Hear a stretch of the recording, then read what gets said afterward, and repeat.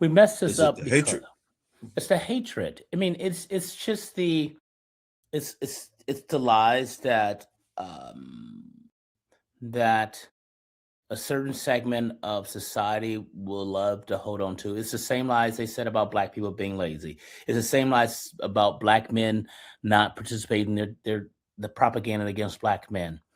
And it's so for and my issue always is as a Christian, as an African American, as someone who knows that who's felt the sting of oppression, the sting of hate, the sting of racism. How is that we as African Americans think that this is something that we should sit on the sideline for, no matter what it is? And so we should always be willing to say that's wrong. We should be willing to say that's wrong what's happening in Gaza. We should be willing to say that's wrong when you wholesale start killing children. We should always be willing to say, okay, this is wrong. And so you feel Um, like we're too silent on those I, issues. I think we're silent. Yes, I think we're too silent on issues when people are hurting. And my thing of it is these people are hurting. Um, and we have never done it alone. Now, our blood, our sweat, our teeth. Now we've sacrificed. We've given more in the right the fight for civil rights. So I'm not saying we have been on the front lines. Our leaders have been killed over it. I don't know.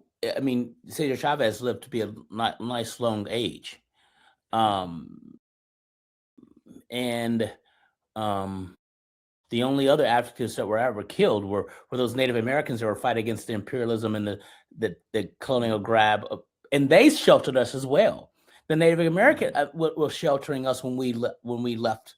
Um, so there's always been a sense of identity with us at times, our pain, our hurt, and I think that our attitude should be one of we've been a stranger in a strange land for a long time. But then I think a part of the challenge, I guess, with this, what I've heard from white political leaders is that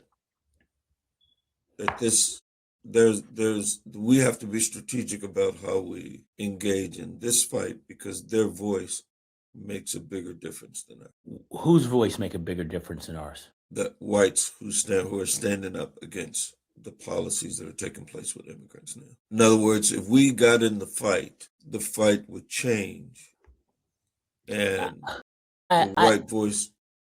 This is just was a conversation that took place with me with some white advocates against some of the immigration policy that's happening. If we well, got in mass numbers, then the fight would change and increase